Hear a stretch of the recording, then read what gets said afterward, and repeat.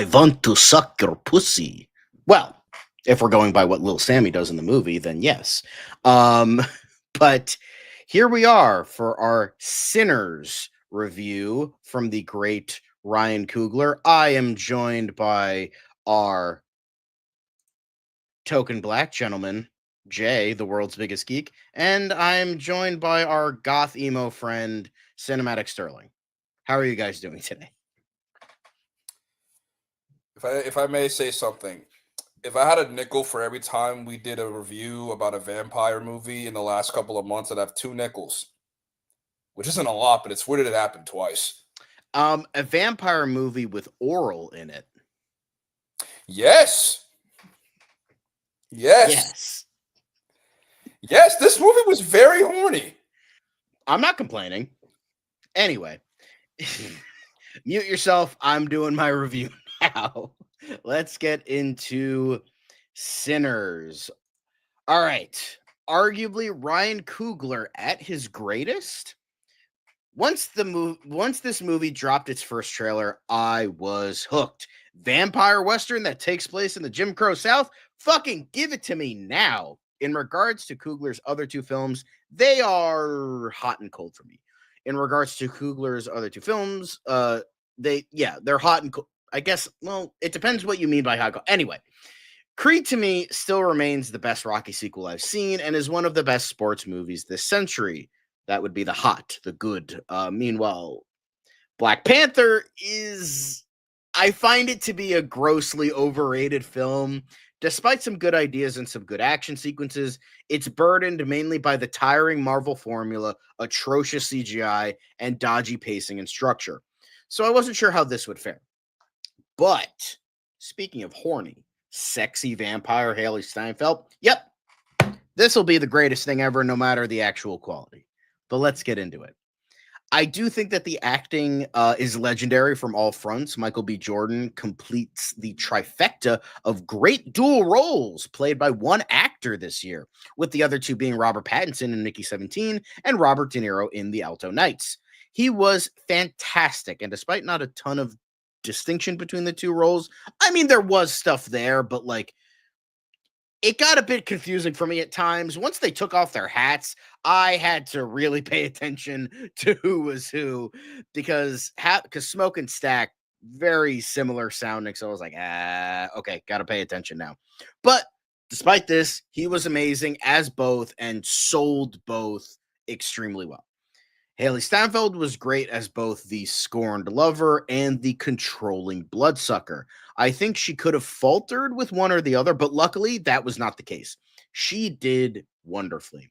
Jack O'Connell was undeniably creepy as the head vampire Remick, and I think it's safe to say that Coogler is one of the few filmmakers that could make a vampire river dancing somehow scary. Newcomer Miles Caton did a damn fine job with his role as sort of the Upham role, someone who properly grows over the course of the movie. Delroy Lindo, Lee Jun Lee, and Jamie Lawson in their smaller roles were all great, as well as the smaller characters like Cornbread and the other two starter vampires. Great stuff. On a technical scale, it is an absolute masterclass. Everything about it was fantastic. The lighting, the cinematography, and the pacing for the most part is really well done. However, the only major negative I have is that it has the same problem as Black Panther, where the first act feels like half the movie, and then acts 2 and 3 feel shoved into the back half. It's like very weird structure. So I do have that to strike against the movie because once we reached the second half, the pacing felt really weird and awkward. The music by Ludwig Göransson was once again absolutely amazing. And then in the credits, it surprised me. He's actually an executive producer as well, so that was really cool. I love the mix of genres of music, but it never felt out of place. Like there was a lot of modern stuff in there. There was a lot of like older stuff, like kind of like classical baroque stuff, but there was like a lot of like electric guitar, and it like blended everything very well. And I thought it was done beautifully. I mean, the man has, I think he got. Did he get an Oscar for Black Panther? I don't know, but he got an Oscar for Oppenheimer, so I do know that. But yeah, Ludwig Göransson, that dude is fucking fantastic. Speaking of mixing of genres, my buddy down here, the bald friend of mine, Cinematic Sterling, pointed this out very well, where this movie mixes genre. Well, it would be the side, but you know what I mean. Um, Pointed this out very well, where this movie mixes genres, as in film genres, but it never feels out of place. So it kind of mimicked the music as well. It has elements of horror, comedy, action, western, and even some musical aspects here and there. It's great. It doesn't feel like a weird tonal shift, like, like It Chapter 2, where like the movie grinds to a halt and you hear Angel in the Morning while Eddie gets puked on the face for some reason. So yeah, it blends very well. There was maybe a couple cringy jokes here and there, and a couple jump scares that I felt were unnecessary. But outside of that, very good. I also really like the Easter eggs to other horror movies. Very fantastic, and it was nice to see. The Shining and Night of the Living Dead being the most obvious ones. So with that, now we move on to the story. Now, I feel like the story was, as I said, weirdly paced for me. I feel like, again, as I was saying, like the first half, it was like that build up, but usually the build up is for the first act, which is like the first 30 minutes.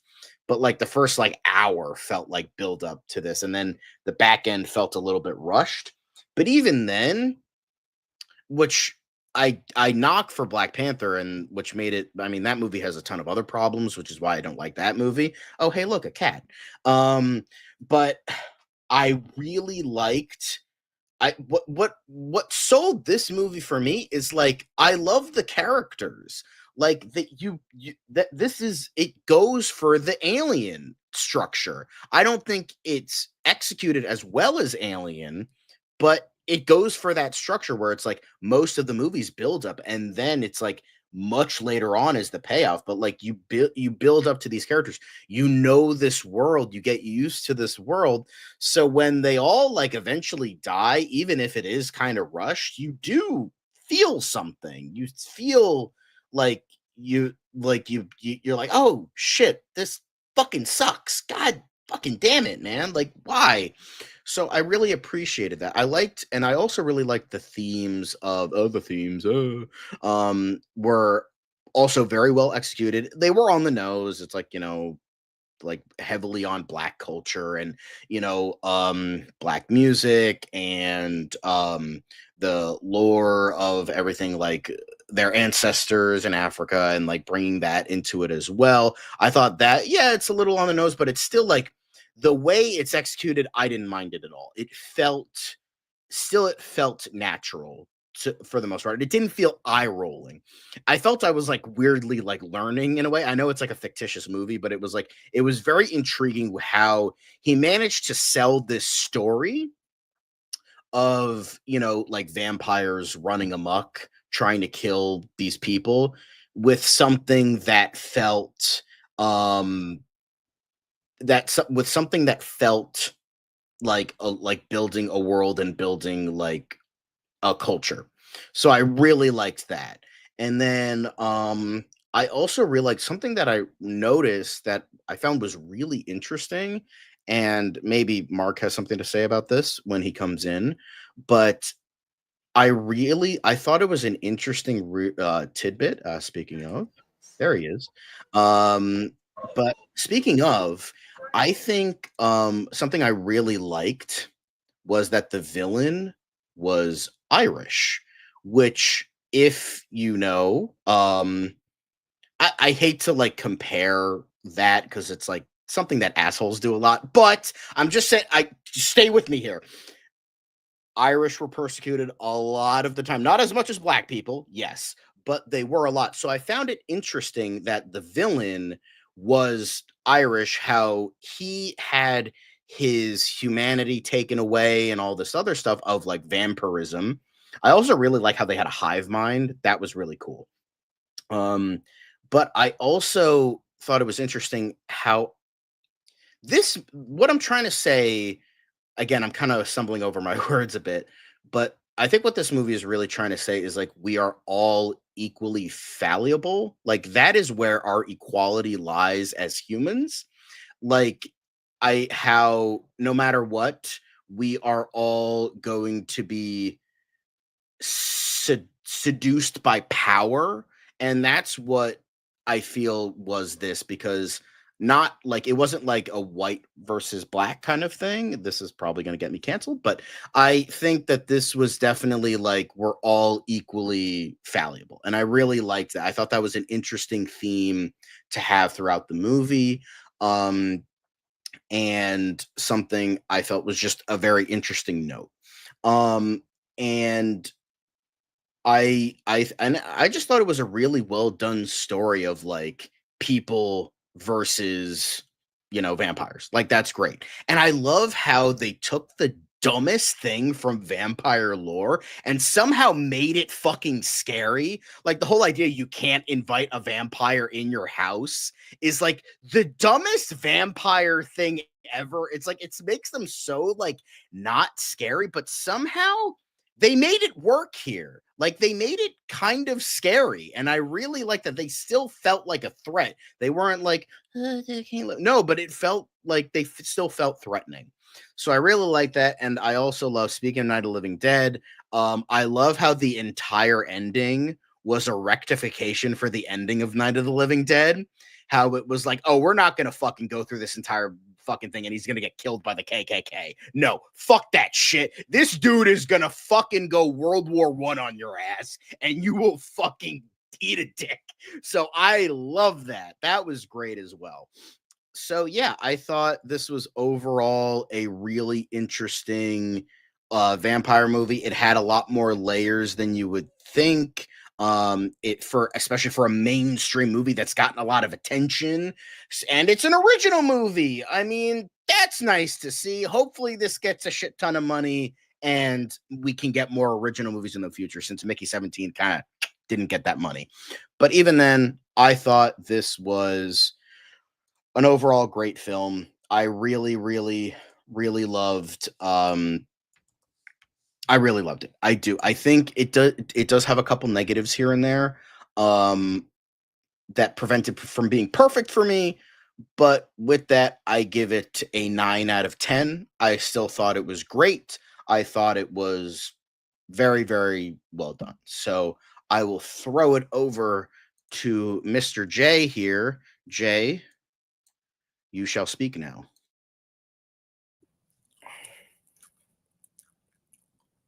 So, as the black guy of the group, what do I think about Ryan Coogler's Sinners movie? I really liked it.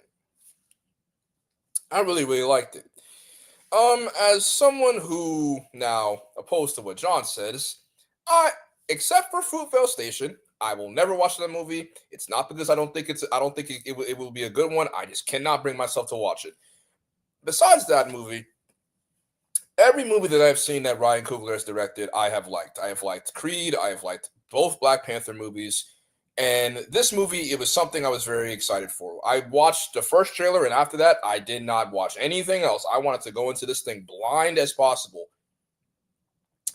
And watching this movie, I was very pleasantly surprised. Like, no, I wasn't pleasantly surprised. The first like 5 minutes, I was instantly hooked because I thought it pulls you in immediately with not only knowing what you're getting yourself into, but also showing you that this takes place in one day. All this mayhem and this carnage and this violence took place in one night, which is crazy. This movie follows Michael B. Jordan and up and coming actor Miles Caton, who plays their little cousin Sammy, as they're trying to host a party, organized by the twins, Smoke and Stack, and that is where they encounter vampires who eventually basically fuck some shit up. And obviously, knowing this is a vampire movie, watching the movie before that takes place, you really get captivated by the characters. Like, you actually are interested in each character and their story. And it kind of bums you out that, eventually it's like, oh shit, like the vampires are going to come in and they're going to like basically ruin everything. It kind of sucks because you really like every character was interesting. I found even the minor characters, like the characters who worked at the Asian family who worked at the store in the downtown. Haley Steinfeld's character, while she's not like a prominent character, she is in the movie, and she does have like she does have a decent character story with everything and how she's involved with one of the twins.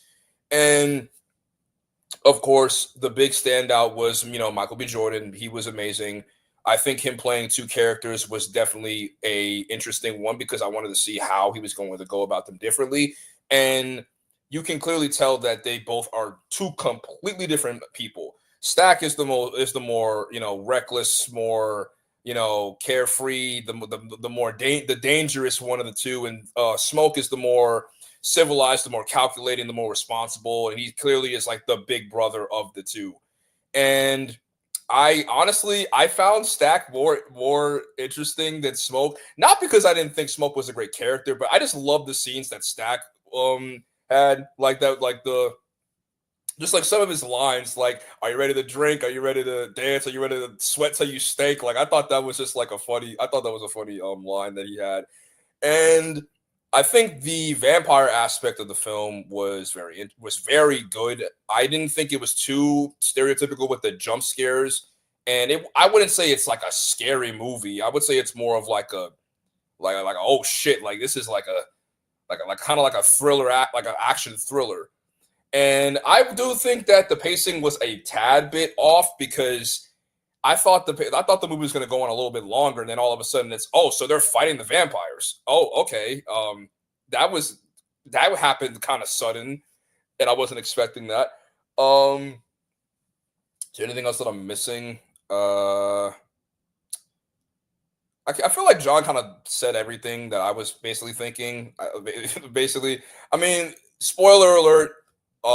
There is a mid-credit scene which I really enjoyed, and it does kind of tie back to the ending, and it does pull like a plot twist. I wouldn't say it's like a plot twist, but if you really pay attention, you kind of see it coming, and it's kind of heartbreaking with what this character says to one of the characters at the end, which this fast forward into the 90s, and it is kind of it's sad what he says, and it's like, damn, like it's kind of unfortunate that one night they were all having such a great time and then it all went to shit. So yeah, I mean, I do think that Ryan Coogler once again does an amazing job with with his directing, and considering that this is his first like original film, of all of his other films were adapted from real life or comic book. He did a great job. I think this is his best film. And Michael B. Jordan, once again, does an amazing job with his acting skills. I definitely think that he needs to be in a movie that gives him an Oscar nod because he is probably one of the more, I want to say he's underrated as an actor, but he is an actor that doesn't get talked about enough. Yes, he may not be in the Oscar worthy films, but he is one of the best actors working today. And Miles Catton was the standout star of the movie. I think he definitely deserves to be in more movies after this. If this movie wasn't a clear cut reason to cast him in more movies, then I don't know what does, because he was amazing. The man can sing, the man can act. He even said that he wants to play. He was even in an interview recently. He said that he wouldn't mind playing Miles Morales. I mean, hey, I can see it. Better than Shameik Moore, who's a fucking creeper.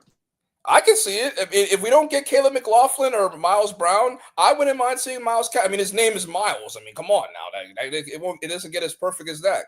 So overall, my score for the movie is a 9 out of 10. Probably the best film that I've seen so far this year, considering I've only seen like 3 movies, and one of them, thank God, and all of them, thank God, were like good and not like that movie that shall not be named that has Jack Black in it.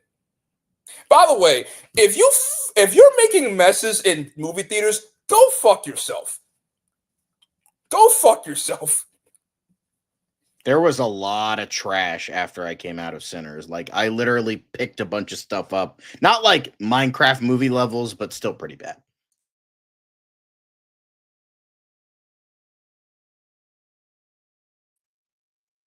Your theaters, people. Come on now. Um, this Sinners was one of my most anticipated movies of the year.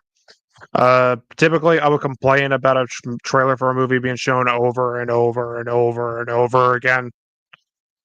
But honestly, I didn't mind seeing the Sinners trailer at most of the movies I went to just because the trailers looked so fucking good. Not to mention it is Ryan Coogler. And I've liked all the stuff I've seen from him. And you have a great cast. I'm a pun intended. I'm a sucker for vampire movies. I mean, I'm the guy with Orlok tattooed on me here. So naturally, I was very excited, and I was shocked as hell when I saw that my entire theater was filled. I didn't think that was. I wasn't expecting that, and in fact, when I saw everybody there, I assumed they were all there for Minecraft again, but they weren't. They were all here for this. And let me tell you, I fucking loved this movie. I don't really have a lot of negatives with it. The big thing I absolutely adore about Sinners is its seamless blending of genres. Because think, this is a horror movie, an action movie, a period piece, a comedy, and a musical. It has all of these genres, and it might sound like a mess, having all of these elements together, but Ryan makes it work. I loved the music sequences in this movie. I thought all the songs were so infectiously catchy.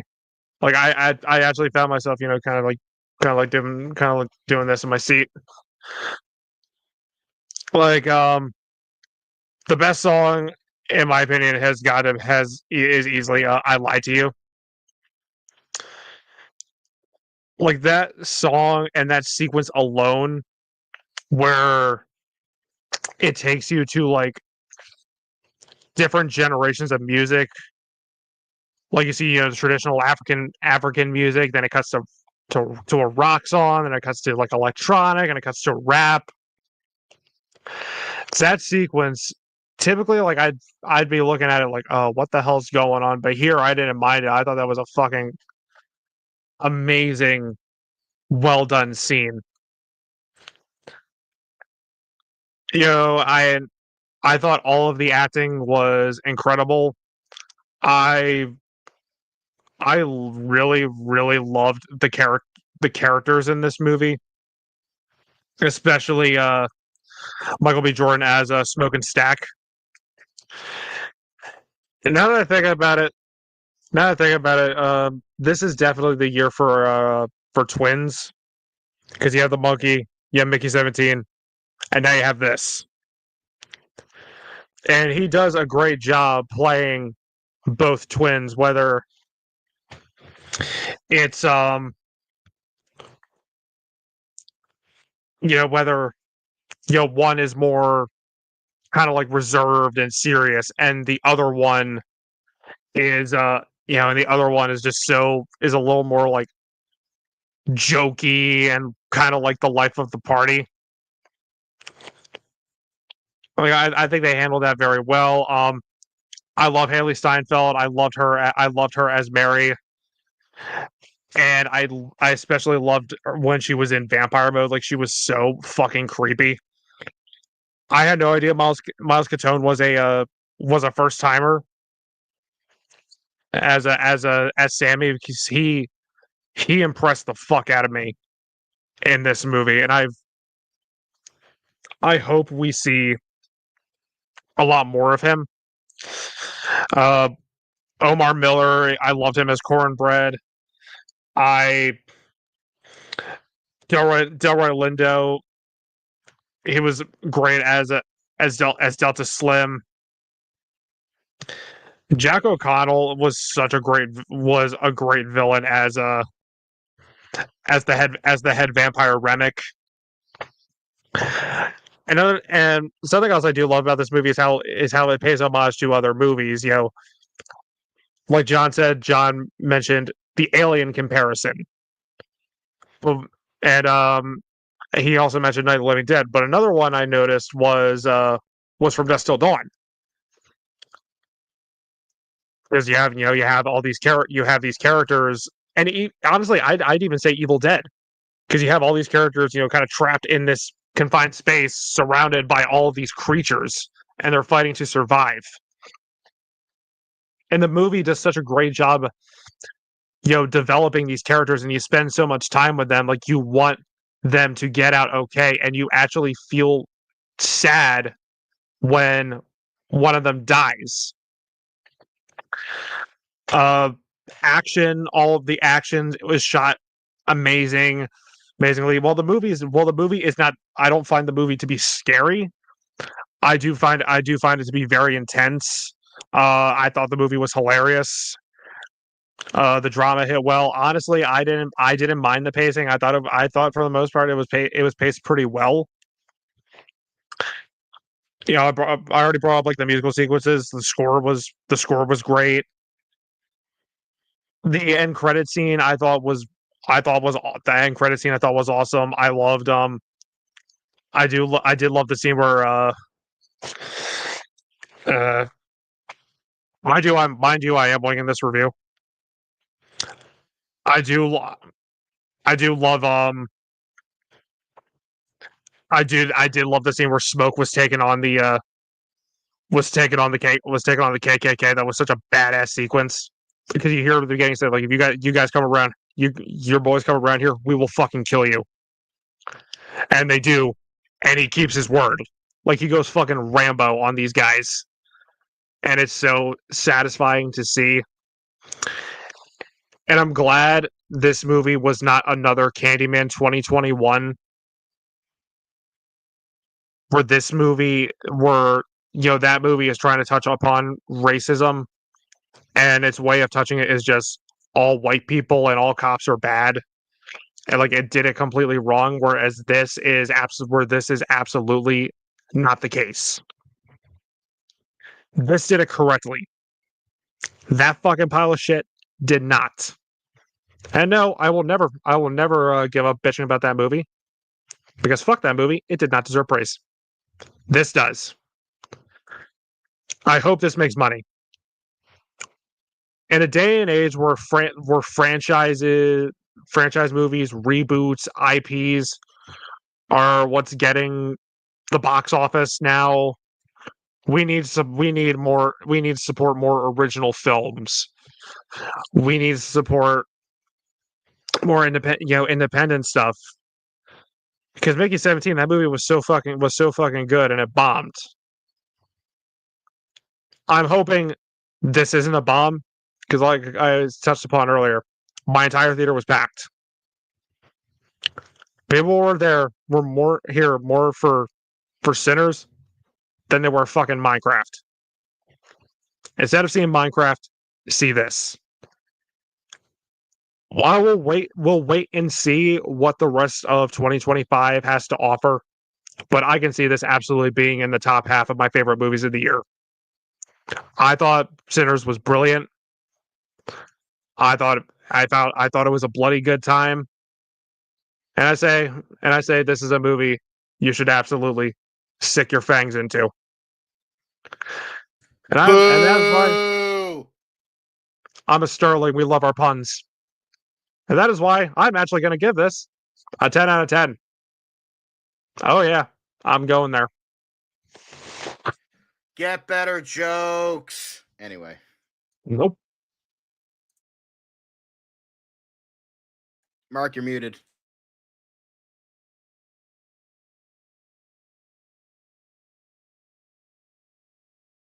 Mark, you're muted. Oh, what the fuck? God damn it. I thought I unmuted myself. Shit. Anyway, sorry guys. How you doing, everybody? But Ryan Coogler, you beautiful, brilliant bastard, you did it again. Dear God. this man, is there no limits to this man's creativity and imagination? I mean, he just keeps putting out one, masterpiece after another. This guy's rapidly, moving up in my estimation. He's rocking it toward the top now, because this was, I think, was maybe the best I've seen from him, and that's saying something. This was the best thing about this film for me, as my politically challenged metalhead brother here, Devin, pointed out, is the way it just seamlessly blends genres. It is on the one hand, a period piece set in a very authentic recreation of the Jim Crow Prohibition era South, with all of the the trappings of race and tension and all that, including you have a bit of gangster drama there with the twins, Smoke and Stack, having worked for Al Capone in Chicago, apparently, and coming home and wanting to start their own juke joint. But you have that on the one hand. On the other hand, you have a very, very effective horror film. I also love the way he blends different styles of music. Music plays a huge, huge role here. You can't talk about African American culture, after all, without talking about the role of music. It's almost defined by music. Every single part of African American history, you have to talk about music. I'm sure Jay could back me up here. I absolutely love the incorporated, such as, oh dear God, I'm gonna kick myself with this, but I forget about the legendary blues artist who's supposedly sold his soul to the devil, supposedly sold his soul to the devil for his playing ability. But I forget his name, Charlie something or another. I think I forget, Charlie Parker, I think. Dear God, they mention him in the film though, and I love that they incorporated that. And I love the scene, the kind of turning point scene, kind of the scene where we switch from Act 2 to Act 3, and where you see just the different styles of music blended beautifully. He said not only blues, but you see its influences. He blows rock, blues, rock. You have in the imagery there, we even see a I don't want to say not a kabuki dancer, but looked like a Asian influences there as well. But I just love the way he blended people of various cultures here, even Irish. Speaking of John's comment earlier about Irish, that was a great point, because most white people in the South are descended from Scots-Irish. And that is because a large group of Scots-Irish migrated first to Pennsylvania during the colonial period. In the late colonial period, they were during the 1700s, they kind of migrated down the west, what's called the Great Wagon Road, down the western parts of Virginia and the Carolinas and all into Georgia and everything. And from there, many of them migrated into the west, into Tennessee and Kentucky, and many of them even moved from there up to the southern parts of Ohio, Indiana, and Illinois. So, but yeah, most white people across the South, and from there, of course, to the western parts of to Mississippi, Louisiana. So most white people across the South, especially in the Southeast, have a lot of Scots-Irish in them. I do as well on my dad's side. So that was a really nice touch, and that was a really nice touch too. So the way he blends different cultures and the themes of the movie, the various themes of the movie, as far as race and everything, for his race, and the film is, and death, that the spirituality, the sense of this veil between life and death, the way music kind of acts as a way to penetrating that barrier, the way, and which goes back to the history of the way music has always played a very, going back to what I said, sorry to repeat myself, but the way music has always played a very similar role in Black culture, it played a very spiritual role, going back to the role of drums in West Africa. You did see, the guy playing drums from in the West, just as West African gear, playing drums.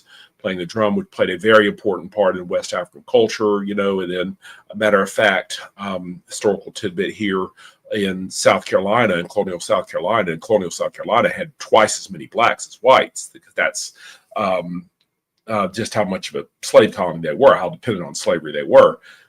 They actually banned slaves from having drums, because slaves would use drums to communicate. They used drums to communicate. But you have the drums, West Africa, you have, gospel and everything, and the way that has influenced the blues and jazz and everything, and rock and roll and everything. But the musical scene was just brilliant, and everything in here, it all works as one seamless whole. I'm not doing it real justice, because I'm sorry I'm winging this, and I'm really, really not very good at winging it. But it's just a beautiful, beautiful, brilliant film. I love the way he blends everything in this film, with the way it all comes together as a whole, far better than, I'm doing a piss poor job explaining it right now. But, go see it. Brilliant film. My favorite of the year so far. And by the way, I have to talk about this too. The way another great example, the way he blends it, the way it starts off with, the white man who is like the county sheriff or whatever, the richest man in the county, whatever, the leading white man in the county, selling them the place for the juke joint, the way the first act kind of takes its time. I actually appreciated the fact that it took its time in the first act to set up everything, to establish everything. I mean, I see the point how some people felt it went slow, and how it slowed down a bit, but I actually didn't mind that, because we got to meet the very colorful cast of characters, went into the background, it set everything up. I don't think it would have worked nearly as well without that setup too.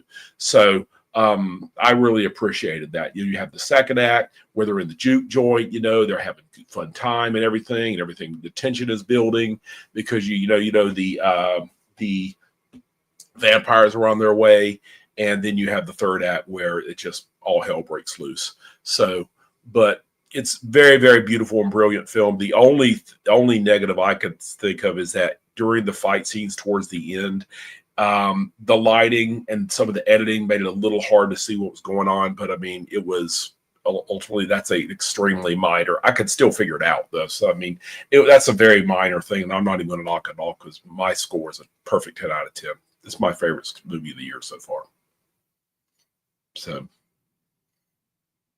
that's my review. Shitty as it is. So sorry, but yeah, I'm through. Go ahead. Honestly, you just kind of you brought up a point. I would say a negative. It's not even like a negative against the film. I would just say because of the makeup and practical things. Yeah. The blood, was I the only one that thought the blood was really distracting? John Rob's backstage. Oh no, my fault. I was about to add shit. Jay, this is why you shouldn't get into the main account, idiot. I thought I was gonna add him, and then it all happened so fast. Sorry. I was gonna say thanks for ignoring me. Anyway, Rob, give your review now. Okay, well, mine will actually be short because I just got home just like 10 minutes ago or so. So I'll pretty much make this quick. I haven't had time to write a review, and I'm pretty tired right now. So, but anyway, Sinners. This is a movie that actually I was pretty interested in. I do like, from what I have seen from Ryan Coogler, I really do enjoy his stuff. I enjoy the Black Panther movies, and then Creed is awesome. And I think, but this is one that I was actually very interested in. I'm not like a vampire fanatic, sort of say. I'm not the type of like everything vampire, kind of thing. So, but I was at least very curious about this movie. And I mean, I do like, I do like Michael B. Jordan and a lot of things. I mean, even if he's a great actor, what can I say? Like, even if the movie's terrible, I mean, he still tries his best for it. So, but anyway, I was at least very curious about seeing this movie. Uh, I saw it. I actually went today. I actually went to Carrie. I didn't go to my AMC theater because I was in the Cary area because I had to get because my brother and I we went that afternoon to this awesome movie theater, which is like it's called EVO. It's like a movie theater and a bowling alley, a arcade, restaurant and bar and all that sort of stuff. But anyway, I'm getting sidetracked. I'm sorry. We went to see this and we just had a good time with it. We had such a blast. So Michael B. Jordan, he does a fantastic job, and it's also awesome to seeing the dual role, which kind of thing. It's they do work off each the two characters he plays, they work off each other very well. I mean, sometimes it's a little hard to understand maybe which one is Smoke and which one is Stack and all, but I mean it wasn't too much, and the horror elements were really well done. The creepy atmosphere this does, and I just like how it was like, and as some of you have said, like it blends so many genres together. It's like a horror movie, it's an action movie, it's a comedy, it's a drama, it's pretty much kind of musical. So, and I do like how it pretty much shows like I like its messages and themes about like how the wage of sin in Black America and all, and they use through music. I do like that part where Sammy is singing that song, and it blends through different genres of music within the Black culture. So that was pretty cool. And a lot of the other actors, Miles Cotton, he does a great job, and I would love to see what more he could do in the future. And the three vampires, the white vampires, you could tell that they were pretty much having a blast, especially the very first one. I can't remember the actor's name, but he seems like he was having a blast with it. I would say if I had any problem.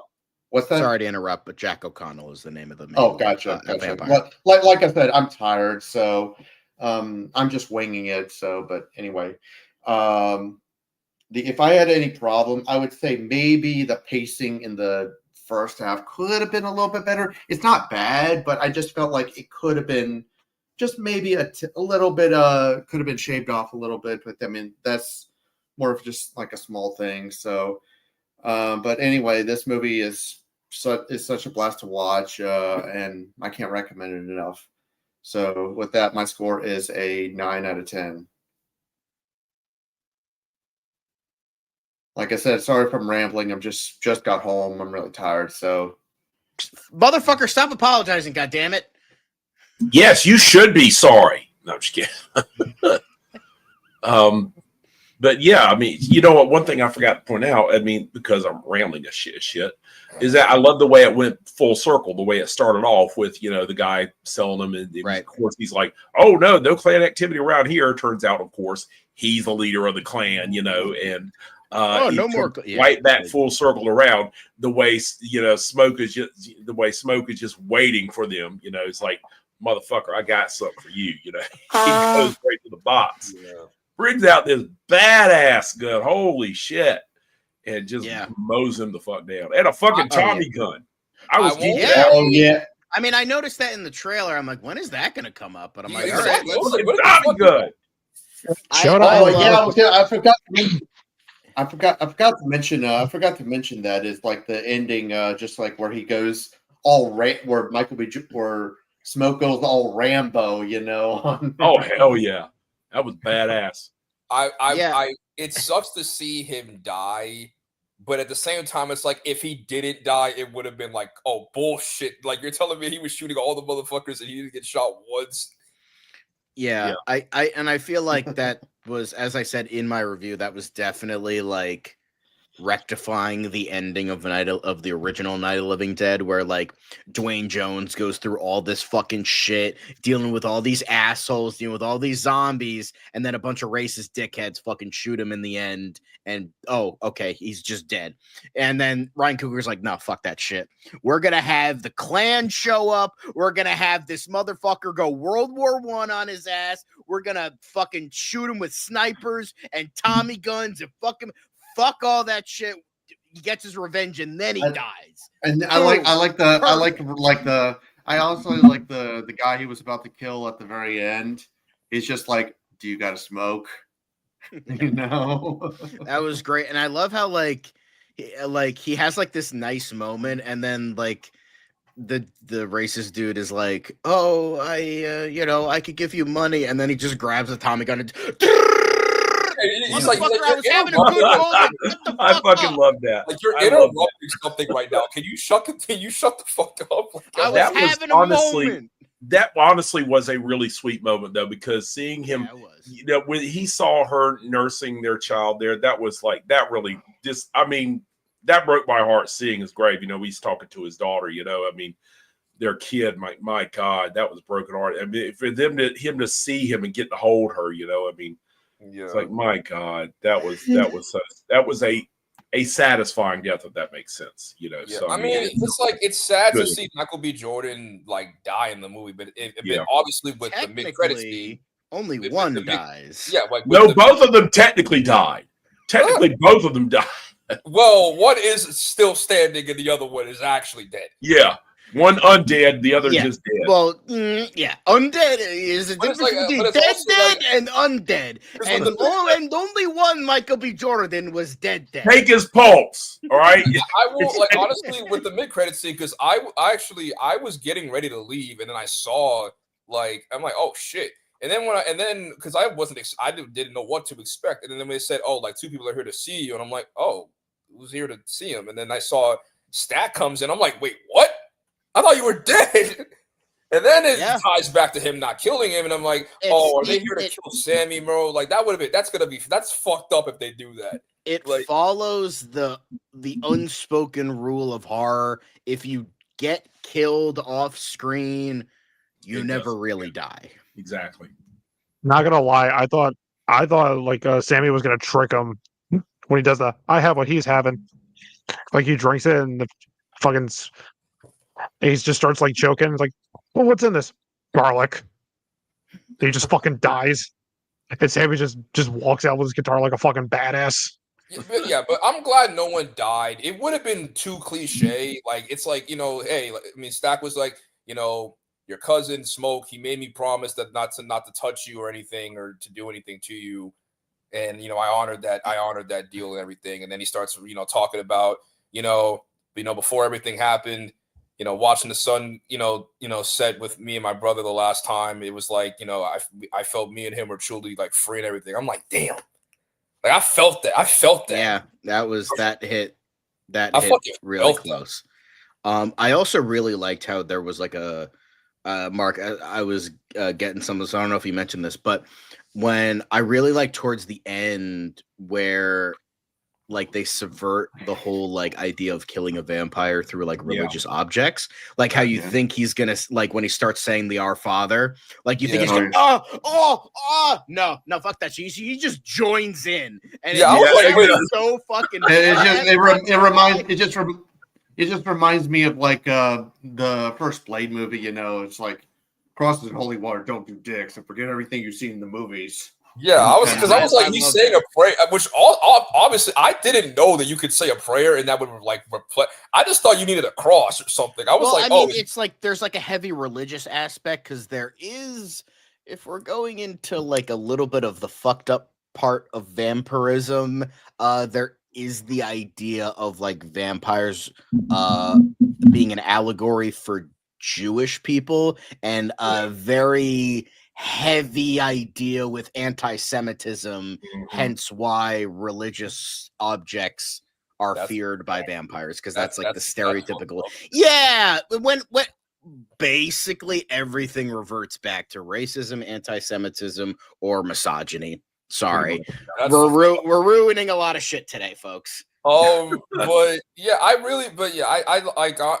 and honestly, with the mid credit scene, it kind of shows that not all vampires are evil, and especially with Stack and crap. What's Haley Steinfeld's character again? Mary. Mary, Stack and Smoke. like Stack and Mary, they're not necessarily evil. I mean, yes, they did like indulge in like violence and back in like the in the earlier in the movie, but at the end of the day, like they were just trying to live their fucking life afterwards and shit. Yeah.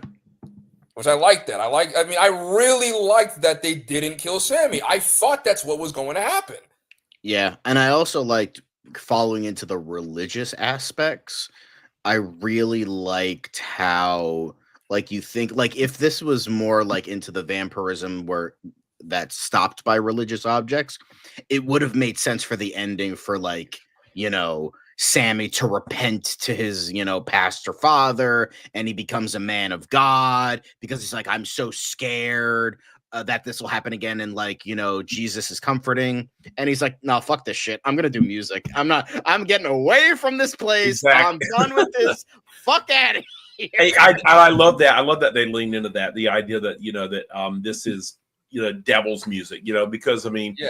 the blues was the rock of its day. It was the heavy metal of its day. I mean, if it wasn't for blues, we wouldn't have rock. Oh yeah, exactly. Right, look at Black Panther. I also loved how sensual the movie was. Because the blues and jazz, what they're always known as being very, very sensual. When white people kind of adopted that shit, they really toned down that shit. Well, yeah, no shit. Yeah, exactly. They really toned down and tried to de-emphasize that shit, but Yeah. that was always and it wasn't like pornographic in a way. It was sensual, like even the scene. yeah, that's why sensual and sexual are two different things. A lot of people completely forget that. different. Exactly, it was sensual. Yeah, it was just like it's like being okay with your It was body, natural, and being okay like with like yourself and other people like surrounding you, like, and like being sort of like one with everybody kind of thing. And I really liked that. I did like the sexual aspects because vampirism is like at least it's like innately sexual, and I'm talking about sexual boys. and I really liked that as well. But I will say, Sammy, my brother, I will say this: make sure she washes herself before you go down under, because that coochie was probably fucking rank, my guy. Oh Like, yeah. that, like, I like God. must, Yo, but, watching like, that that was scene- extreme. Watching that scene and then Stack like trying to open the door and he's like listening. He's like, and he's like, and he realizes that he's president there. My He's like- dude. He's like, My man. Hell yeah. listen, man, like, hey, man, you know what, man? You go get you some. Hey, You was- I'd have done it too. I'm not gonna lie, I'd have done it too. Don't cock block, goddammit. That's because Hell that's yeah. Sammy. Sammy does the same thing to him, ironically, even though he gets Yeah. killed. But like he does the same thing. It's you don't cock block, sock on the doorknob. Never come in. No. Come He's on. like, he's like, go get me. He's like, I don't think you want me to go in. I don't think he wants me to go in. I really do appreciate how this movie does flip a lot of the vampire tropes around. Mhm. Yes, there's the whole like, oh, do you have to invite a vampire in? And I love how what was it? It was Cornbread. yeah, that scene was really funny. It's like, yeah, let me in. Like, you've been in here all day. Why do you need permission now? Oh, what? Yep. I'm not being rude. I'm being polite. Yeah. I love Yeah, that. Also, I by was- the way, wait. Sorry, Jay. I just want to get this one thing out. When I was looking at Cornbread, I looked the guy up, and he's not related to him. But like, is it me or did that dude look like a young Forrest Whitaker? He kind of did, yeah. Oh, he does. Okay, good. I wasn't crazy. Anyway, sorry. What were you Yeah, gonna And say? I do love. watching the movie. I was wondering what the tropes were gonna be because obviously, We always wonder that. the stereotypical, the sunlight kills vampires, holy water. But then, Even though that wasn't in the book. seeing, the vampire, in the like the head vampire, and I'm like, oh shit, they just invited that motherfucker in the house. They're dead. And then with now with becoming a vampire, I thought it was just like you have to drink like the venom of like you have to drink like the blood of a vampire to turn into a vampire. I didn't know you just get bit and then that's it. I also loved when Stack was like, come on, open the door, let me out of here. And then instead of someone just letting him out, he just says fuck it and he knocks the door down. Yeah, that was great. Yeah, I'm like, dude, you're Like, Ryan. Yeah, I mean, he Oh, let me out of here. The scene where Stack dies, I'm not even gonna lie, that was I'm like, oh man, like, because at the end of the day, it's like, yes, it's the same person, but that still is his twin brother. And obviously, losing a twin, that's fucking that room that fucks with you. Because like that's literally a part of you. Like that's like he's your sibling, he or she is your sibling, but that's like a part of you. That's literally like you. You're looking at yourself in a mirror, and that's you. That's why whenever I watch Deathly Hallows Part 2, it's fucking sad when George dies because, like, dude, what the fuck? Yeah, that's I can't even imagine. Like, if I had a twin, I can't even imagine losing my twin brother. Like, that would just kill me. Yeah.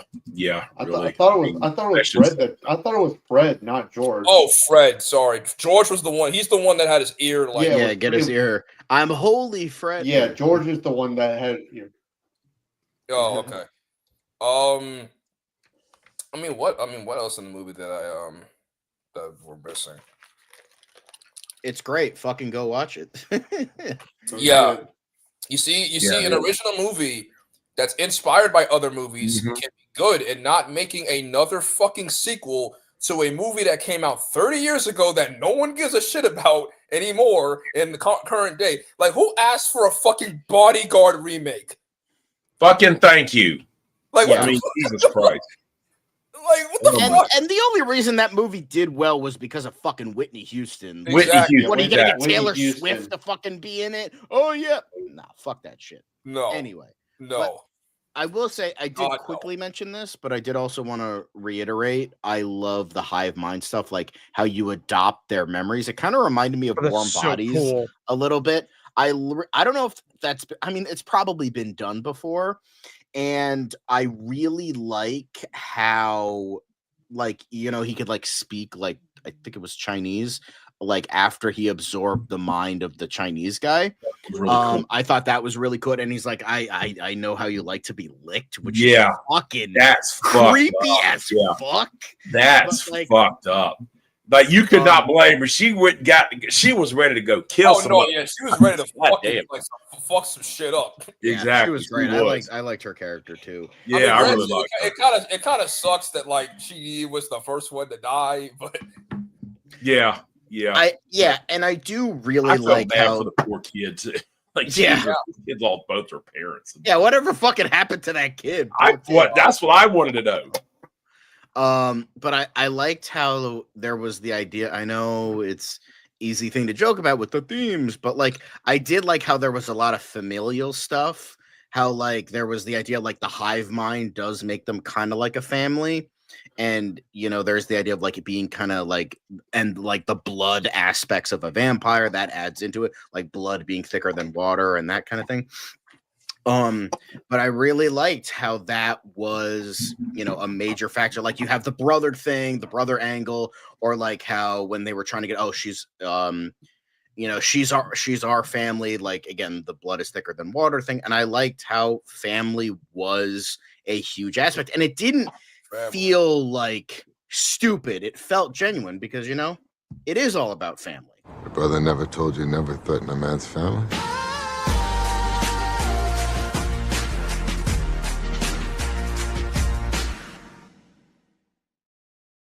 family. You never turn your back on family. Family. I am Groot. I am family. Anyway, I just had to. I am family. I am family. But I did like ignoring that part. I do like how that was a good theme throughout like the whole thing of like the family of vampires, but like family of like actual family and family of friends and that kind of thing. I thought that was a good like kind of thing as well. Like, and as Mark was saying, like death and grief and all that, that was really prominent aspects as well. I thought it had so many layers. I just wish that pacing was just a little bit better, because I would have given it like a 10 out of 10, but it just like that faltered it a little bit for me. But it's still like near perfect. It's still great. I do agree with you, because when they're in like the what the fuck do they call it again? The juke joint. The juke joint. Like when they're in the juke joint, and then they're like, and then when they like open the door, I'm like, oh shit! It's like they're about to fight the vampires now. That was a little quick. It was a little too quick for me. I was like, oh, that kind of gave me a little bit of whiplash, because I was not expecting it to happen that like soon. But hey, I mean, it had to happen at some point. So yeah. But but the whole scene where he's playing is just one of the most creative I've seen. It's beautiful. Such an awesome fucking part. Like Ryan Coogler does, if anyone who has seen a Ryan Coogler film, like he has done one takes multiple, like in almost all of his films. Creed, I forgot he didn't direct Creed 2, so I mean Creed 1 had an amazing one shot, almost one shot with when Adonis was in his first fight. Black Panther had the one shot in the casino. This movie, and I like how it shows like different eras of music, and with Ryan Coogler being from the Bay Area of California, you can clearly tell that that was heavily influenced when it came to like the modern like music and this, that, and the other. So I was like, damn, like Coogler, stop! Like who let you put so many musical genres and imagery in there? My God, bro, like Warner Brothers let you cook that much, bro? Like seriously? Oh, dude! Not only that, Warner Brothers he gets ownership of the film back in 2050. Yeah. That was a clause in his contract, and so many studios denied it because of that. Warner Brothers said yes. Yeah, Warner Brothers said yeah. Warner Brothers, I'm impressed with Warner Brothers. They really let this man cook with his vision. They did. They did. They let that. A broken clock, a broken motherfucking clock.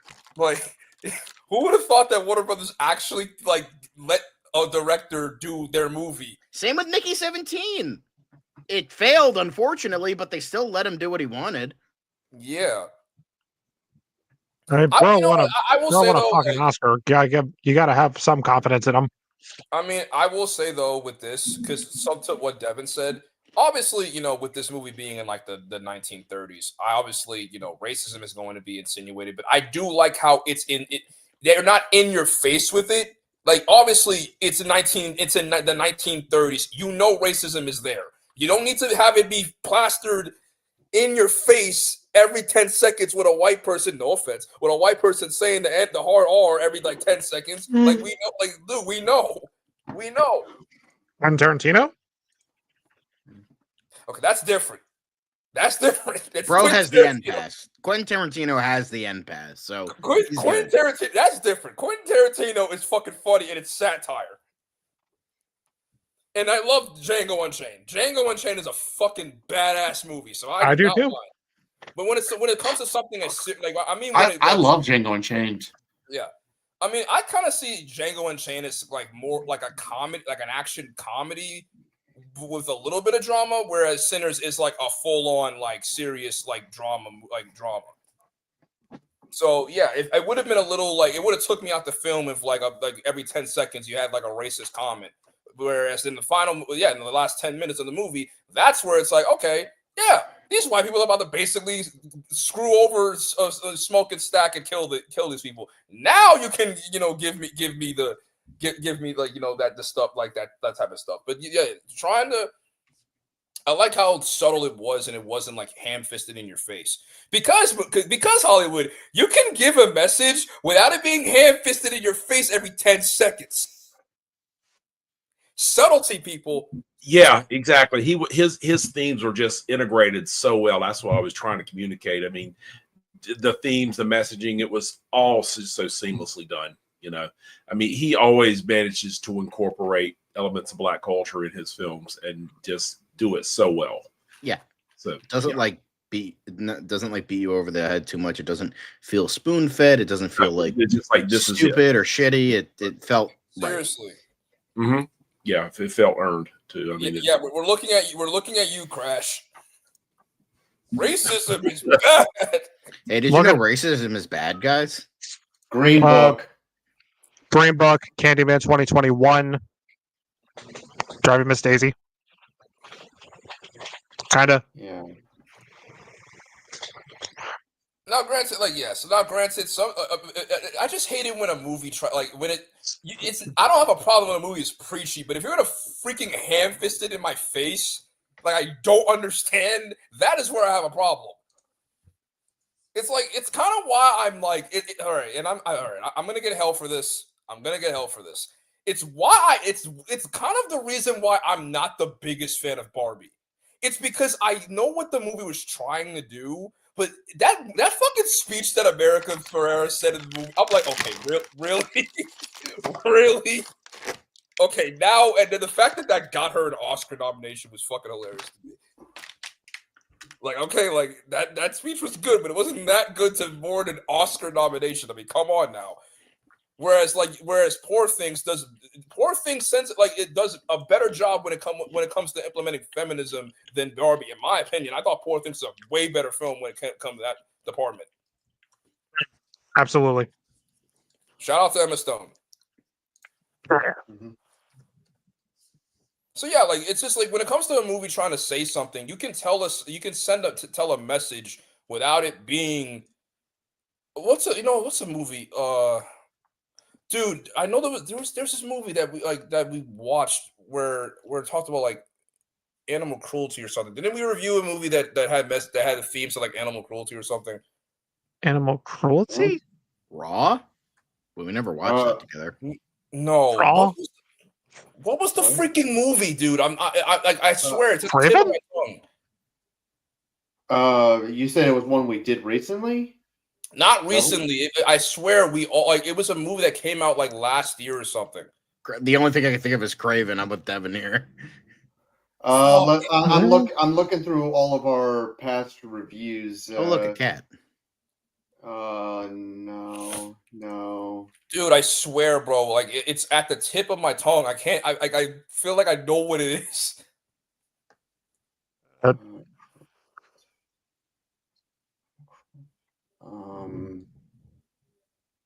Godzilla versus Godzilla X Kong? No, not that one. No. Kingdom of the Planet Planet of the Apes. the Apes. Hey! No, Garfield. I swear, dude. I feel like I know. oh, RL, this is becoming awkward. Oh, Guardians of the Galaxy Volume 3. Guardians of the Galaxy Volume 3. Ah, That came out 2 years ago.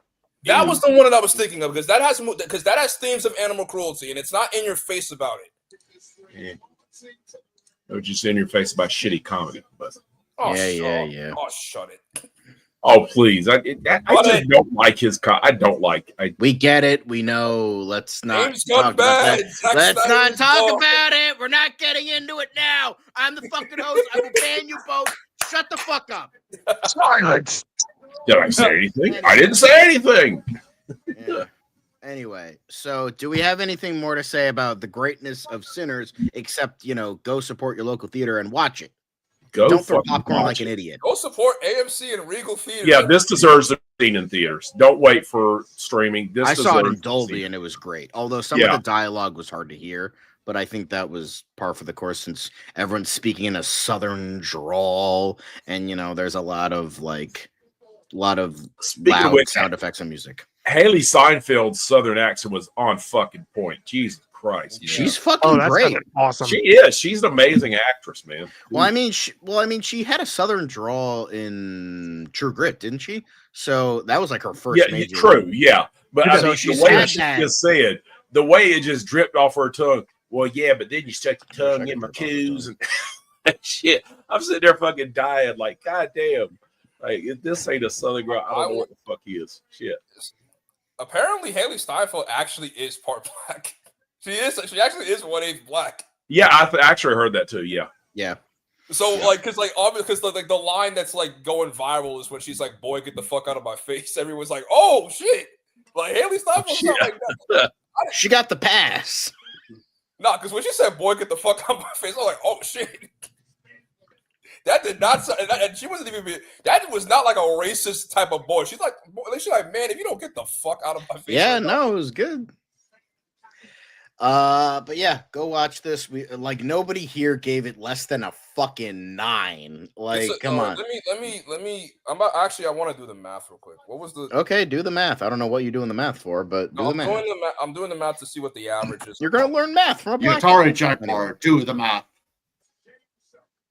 I don't want to do math. I hate math. Stop being a bitch. 10, 20, 30, 40, 50. So the average score for out of all of us is basically 94%. So if 94%, if this film gets a 94% out of all of us combined, see this fucking movie. I mean, look, I know Rotten Tomatoes is bullshit, but considering that it had like a 100% for like a solid week, at least like 3 or 4 days, that's saying a lot. Yeah, you know how good of a film you have to be for it to be 100% on Rotten Tomatoes. Mm-hmm. Yeah. I mean, Paddington 2 could have been like 100% on Rotten Tomatoes if it wasn't for some like lousy fuck who wanted to be a contrarian. Anyway, but that does it for Sinners. Such a great original movie with tons of depth, great performances, technical aspects that we can't get enough of. What's our next movie? Let me see. Oh, it's a fucking Marvel movie. Oh, we were so close. God damn it. Oh, Thunderbolts. I'm the only one that's actually excited for Thunderbolts. I'm sorry, but the fucking movie looks awesome. Anyway, it looks like Diet Suicide Squad. It's just Diet Suicide Squad. Yeah. But it doesn't matter. If it's a good movie, does it really fucking matter? Yes. Anyway, so that's it for Sinners. We're going from great original intriguing movies to corporate MC schlock. Yay! And that's going to be hosted by Austin. Austin is going to be hosting that for us. I'm not seeing that shit. You Listen, if I don't like it, then I know Austin will. But I think it's going to be a good movie. Yes, it has characters that. All right, it has Bucky, which everyone loves. All right, fuck it here with that shit. Oh god, it has characters. It has characters. Yeah, this is going to be the movie of the year, guys. Honestly, it feels like this should have been a Marvel TV series. I mean, shit. I'm just saying. Script, guys. The script has words. Yeah, but so when you see us next, it's gonna be May.